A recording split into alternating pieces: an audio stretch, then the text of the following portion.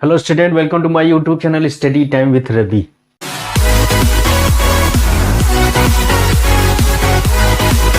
मैं हूं रवि कांतपाल। यदि आप मेरे चैनल पर नए हैं तो मेरे चैनल को सब्सक्राइब करें, मेरी वीडियो को लाइक शेयर उस पर कमेंट करें और नई वीडियो के नोटिफिकेशन के लिए बेल आइकन जरूर दबाएं।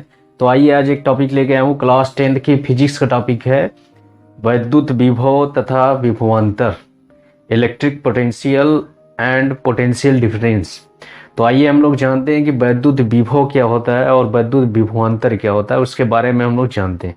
देखिए, वैद्युत विभव किसे कहते हैं कि अनंत से एकांक धनावेश को किसी बिंदु तक लाने में किया गया कार्य ही उस बिंदु पर वैद्युत विभव की माप होती है, या अनंत से किसी एकांक धनावेश को किसी बिंदु तक लाने में किया गया कार्य ही उस बिंदु का वैद्युत विभव कहलाता है।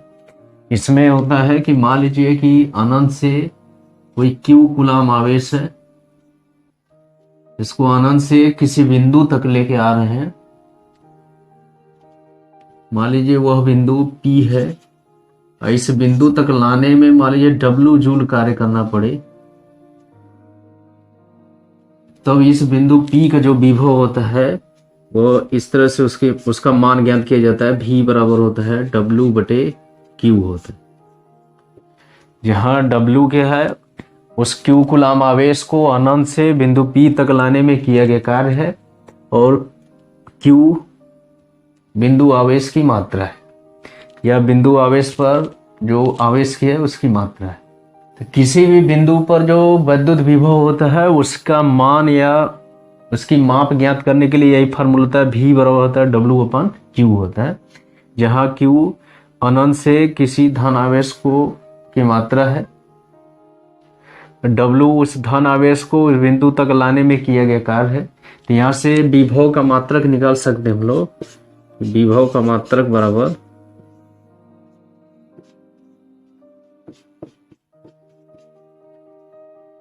इसका यूनिट निकाल सकते हैं, W का मात्रक बटे Q का मात्रक। तो W जो कार्य है उसका मात्रक होता है जूल, Q आवेश है इसका मात्रक होता है कूलाम।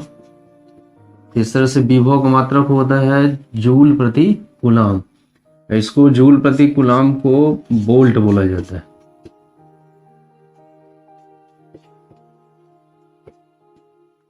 तो यहां से यदि वोल्ट और जूल और कूलाम में संबंध स्थापित करना है तो यहां से लिख सकते हैं हम लोग 1 वोल्ट बराबर लिख सकते हैं 1 जूल प्रति कूलाम, या 1 कूलाम भी लिख सकते हैं। इसमें प्रति कूलाम का मतलब 1 कूलाम होता है। तो यहां से 1 वोल्ट को परिभाषित करना है तो इस फॉर्मूले में V बराबर W/Q में यदि यहां पर रखा जाए, यदि Q बराबर 1 कूलाम रख दिया जाए तथा W बराबर 1 जूल हो, 1 जूल हो, तब जो V होगा इसमें इसका भी 1 मान रखेंगे, इसका भी 1 मान रखेंगे, तो इसका मान आता है 1 वोल्ट आ जाता है। तो यहां से इसको परिभाषित कर सकते हैं कि 1 कूलाम आवेश यानी अनंत से एकांक धन आवेश को किसी बिंदु तक लाने में यदि 1 जूल कार्य करना पड़े तो उस बिंदु का विभव 1 वोल्ट कहलाता है।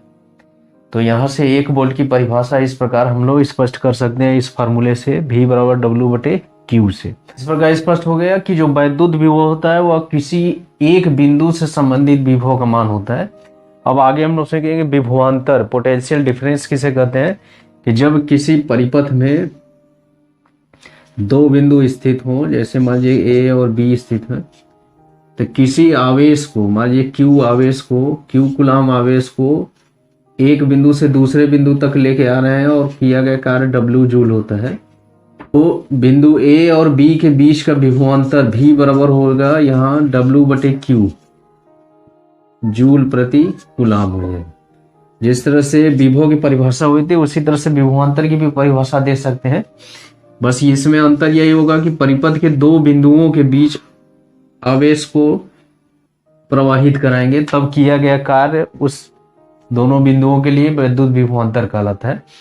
यहाँ से परिभाषित कर सकते हैं, यदि Q बराबर 1 कूलम हो और W बराबर 1 जूल हो तो V बराबर होता है यहाँ 1 वोल्ट आ जाएगा। यहाँ से इसको परिभाषित कर सकते हैं कि यदि किसी वैद्युत परिपथ में दो बिंदुओं के बीच एकांक धन आवेश को ले जाने में या प्रवाहित करने में 1 जूल कार्य करना पड़े तो उन दोनों बिंदुओं के बीच का विभव अंतर 1 वोल्ट होगा। इस तरह से परिभाषित कर सकते हैं इस फार्मूले से।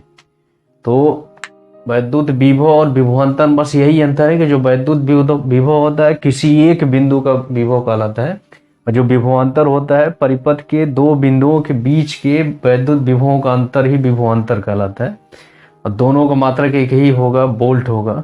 तो ये इस तरह से रह गया वैद्युत विभव और विभवांतर के बारे में हम लोग जाने। अब इसके बाद जानेंगे हम लोग वैद्युत धारा, इलेक्ट्रिक करंट। वैद्युत धारा क्या होता है उसके बारे में हम लोग जानेंगे। देखिए वैद्युत धारा किसे कहते हैं, इलेक्ट्रिक करंट किसे कहते हैं कि जब किसी दो आवेशित चालकों को किसी चालक तार द्वारा जोड़ दिया जाता है तो उसमें धन आवेश उच्च विभव से निम्न विभव वाले चालक तार की ओर प्रवाहित होता है और ये प्रवाह हमेशा चलता रहता है जब तक कि दोनों चालकों के विभव समान नहीं हो जाते, अर्थात दोनों आवेशित चालकों के बीच का विभवांतर शून्य नहीं हो जाता है। यदि इन दोनों आवेशित चालकों के बीच का विभवांतर को स्थिर रख दिया जाए या किसी भी तरीके से स्थिर बनाया जा सके या कांस्टेंट किया जा सके तो इस तरह से दोनों चालकों में जो आवेश का प्रवाह होता है वह कंटिन्यूअस बना रहता है, अनवरत चलता रहता है आवेश का प्रवाह। तो ये दोनों चालकों में इस प्रकार के जो आवेश का प्रवाह होता है उसी को वैद्युत धारा कहते हैं, इलेक्ट्रिक करंट कहते हैं। तो इसमें देखा जाता है कि धातुओं में इलेक्ट्रॉन सिद्धांत के अनुसार बताया जाता है कि जो मुक्त इलेक्ट्रॉन होते हैं वह सदैव निम्न विभव से उच्च विभव की ओर गति करते हैं। तो जो वैद्युत धारा होता है चालकों में जो वैद्युत धारा या आवेश का प्रवाह माना जाता है वह धन आवेश की गति की दिशा माना जाता है। इस तरह से कहते हैं कि वैद्युत चालकों में जो वैद्युत धारा की दिशा होती है वह उच्च विभव से निम्न विभव की ओर होती है, अर्थात धन आवेशों की गति की दिशा में होती है। वैद्युत धारा होता है वह केवल मुक्त इलेक्ट्रॉनों के स्थानांतरण के कारण ही नहीं होता है बल्कि उसमें धन और ऋण दोनों प्रकार के आयनों के स्थानांतरण के कारण वैद्युत धारा उत्पन्न होती है। वैद्युत चालकों में या धातु चालकों में जो वैद्युत आवेश उत्पन्न होता है या वैद्युत धारा का प्रवाह होता है वह मुक्त इलेक्ट्रॉनों के स्थानांतरण के कारण होता है और अन्य पदार्थों में जैसे विलयनों में तथा गैसों में दोनों तरह के आयन, ऋणायन और धनायन दोनों की गति के कारण ही वैद्युत धारा का प्रवाह उत्पन्न होता है। सवाल उठता है कि वैद्युत धारा की दिशा क्या होती है। तो वैद्युत धारा की दिशा धन आवेशों की गति की दिशा को माना जाता है, अर्थात वैद्युत चालकों में या धातु चालकों में मुक्त इलेक्ट्रॉनों की गति के विपरीत दिशा में वैद्युत धारा की दिशा मानी जाती है। बाद हम लोग जानेंगे वैद्युत धारा का माप कैसे करते हैं, मेजरमेंट ऑफ इलेक्ट्रिक करंट, कि किसी भी परिपथ में वैद्युत धारा की माप आवेश प्रवाह की दर से की जाती है, यानी एक निश्चित समयांतर में कितना आवेश प्रवाहित होता है एक स्थान से दूसरे स्थान, उसकी जो दर होती है समयांतराल के साथ या समय के साथ, उसी को वैद्युत धारा कहते हैं।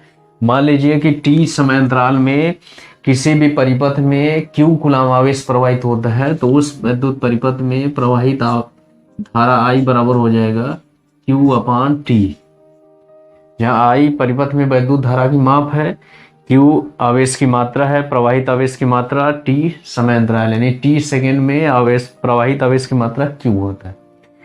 तो यहाँ से ये वैद्युत धारा का मात्रक निकालेंगे, I का मात्रक तो आ जाएगा, I का मात्रक आएगा Q का मात्रक बटे T का मात्रक। Q का मात्रक होता है कूलम और T का मात्रक होता है सेकेंड। इस तरह से बोलते हैं इसको कूलम प्रति सेकेंड, इसको हम लोग एम्पियर भी कहते हैं। तो यहां से वैद्युत धारा का मात्रक होता है एम्पियर। एक एम्पियर को परिभाषित करना हो तो उसके में संबंध में ये फार्मूला लिख सकते हैं, 1 एम्पियर बराबर 1 कूलम प्रति सेकेंड या 1 सेकेंड। तो यहाँ से 1 एम्पीयर वैद्युत धारा को परिभाषित किया जा सकता है कि 1 एम्पीयर वैद्युत धारा क्या होती है कि यदि किसी परिपथ में 1 सेकंड में 1 कूलम आवेश प्रवाहित हो तो उस वैद्युत परिपथ में प्रवाहित वैद्युत धारा 1 एम्पीयर कहलाती है। इस फॉर्मूले से 1 एम्पीयर को परिभाषित इस तरह से किया जाता है। अब ये जो संबंध होता है वह एम्पीयर और कूलम में संबंध कहलाता है कि एम्पीयर और कूलम में क्या संबंध होता है, तो इसको लिख सकते हैं हम लोग 1 एम्पीयर बराबर 1 कूलम प्रति सेकंड लिख सकते हैं। तो जो वैद्युत धारा है उसका मात्रक एम्पीयर होता है। एम्पीयर से बहुत छोटे बड़े मात्रक होते हैं, तो इसमें 2 मुख्य छोटे मात्रक होते हैं। मिली एम्पीयर होता है, उसको यम ए से प्रदर्शित करते हैं। 1 मिली एम्पीयर बराबर होता है 10⁻³ एम्पीयर होता है। इसी तरह से माइक्रो एम्पीयर होता है 10⁻6 एम्पीयर होता है। 1 माइक्रो एम्पीयर बराबर 10⁻6 एम्पीयर। अब ये जो संबंध है I बराबर Q/T, इससे हम लोग Q का मान निकाल सकते हैं। Q बराबर लिख सकते हैं I/T लिख सकते हैं, जहाँ Q को बोला जाता है आवेश है। यहाँ लिख सकते हैं आवेश बराबर I को बोला जाता है धारा और T को बोला जाता है समय। तो ये आवेश बराबर हो जाएगा धारा गुणे समय हो जाता है। तो इस तरह इस फार्मूले से आवेश और धारा के बीच संबंध प्राप्त किया जाता है। ये अब इसके बाद हम लोग जानते हैं कि जो वैद्युत धारा उत्पन्न होती है वह आवेश प्रवाह के कारण उत्पन्न होती है। और सवाल इसमें उठता है कि आवेश कैसे उत्पन्न होता है। तो आवेश हमेशा मुक्त इलेक्ट्रॉनों के स्थानांतरण के कारण होता है, क्योंकि इलेक्ट्रॉन जो होते हैं आवेश वाहक कण होते हैं। तो जब एक स्थान से दूसरे स्थान जाते हैं या तो वहाँ आवेश का स्थानांतरण माना जाता है। तो जैसे एक इलेक्ट्रॉन किसी भी वैद्युत परिपथ में या वैद्युत चालक में या धातुओं के चालक में कोई एक इलेक्ट्रॉन एक स्थान से दूसरे स्थान जाएगा तो कितना आवेश प्रवाहित होगा, 1 इलेक्ट्रॉन के आवेश के बराबर आवेश प्रवाहित होगा। तो हम लोग जानते हैं कि जो आवेश प्रवाहित होता है उसको Q से प्रदर्शित करते हैं। तो Q बराबर लिख सकते हैं E लिख सकते हैं, जहाँ E 1 इलेक्ट्रॉन पर आवेश की मात्रा है। तो जब 1 इलेक्ट्रॉन स्थानांतरित होगा तब आवेश की मात्रा Q बराबर E होगा, और जब 2 इलेक्ट्रॉन स्थानांतरित होगा तो Q का मान हो जाएगा 2 × E, और जब 3 इलेक्ट्रॉन स्थानांतरित होगा Q बराबर होगा 3 × E। इसी तरह से मान लीजिए कि उस वैद्युत परिपथ में N इलेक्ट्रॉन स्थानांतरित होते हैं, तब आवेश की मात्रा हो जाएगी Q बराबर N × E, जहाँ N इलेक्ट्रॉनों की संख्या है और E 1 इलेक्ट्रॉन पर आवेश की मात्रा, जिसको हम लोग मूल आवेश कहते हैं, फंडामेंटल चार्ज बोला जाता है। उसका मान होता है 1.6 × 10⁻19 कूलम होता है। तो इस तरह से जो प्रवाहित आवेश Q और इलेक्ट्रॉनों की संख्या और इलेक्ट्रॉन पर आवेश की मात्रा के बीच ये संबंध होता है Q बराबर NE हो। तो इस फार्मूले से हम लोग ज्ञात कर सकते हैं कि 1 कूलम जो आवेश होता है, सबसे कम मान उसको बोला जाता है 1 कूलम, क्योंकि कूलम आवेश का मात्रक होता है। हम लोग ज्ञात कर सकते हैं 1 कूलम आवेश में इलेक्ट्रॉनों की संख्या, 1 कूलम आवेश में इलेक्ट्रॉनों की संख्या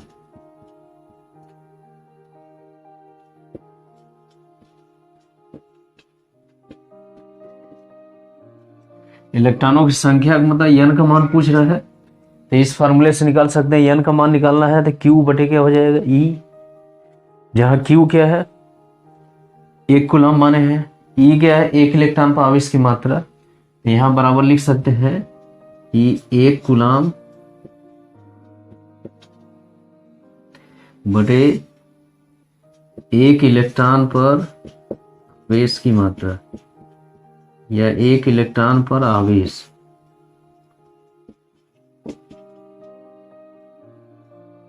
यहां से निकालेंगे मान तो 1 हो जाएगा 1 कूलम बटे 1 इलेक्ट्रॉन पर आवेश की मात्रा कितनी है 1.6 × 10⁻19 कूलम होता है। तो इसको हल करेंगे तो कूलम से कूलम कैंसिल हो जाएगा। इसको हल करेंगे 1 बटे 1.6 × 10⁻19 हो गया। इसका मान निकालते हैं तो आता है 6.25 गुणे 10⁻18 होता है। यानी एक कूलाम आवेश में इलेक्ट्रॉनों की संख्या इतनी होती है। तो कहने का मतलब कि यदि इतनी संख्या में 6.25 गुणे 10⁻18 इलेक्ट्रॉन एक स्थान से दूसरे स्थान जाएंगे तो कहा जाएगा कि एक कूलाम आवेश प्रवाहित हुआ। तो जो एक कूलाम आवेश है वह आवेश की बहुत अधिक मात्रा होती है, क्योंकि उस आवेश को उत्पन्न करने के लिए इतने इलेक्ट्रॉन गतिशील होते हैं या इतने इलेक्ट्रॉन का योगदान होता है। ये इलेक्ट्रॉनों की संख्या बहुत अधिक रहती है। बस कहने योग्य होता है कि एक कूलाम आवेश बहुत कम मान है, जबकि एक कूलाम आवेश बहुत अधिक मान होता है। तो आज हम लोग सीखे वैद्युत विभव, वैद्युत विभवांतर, फिर इसके बाद वैद्युत धारा के बारे में। तो आज के लिए बस इतना ही। अब इसके बाद नए टॉपिक के साथ आएंगे, तब तक के लिए धन्यवाद।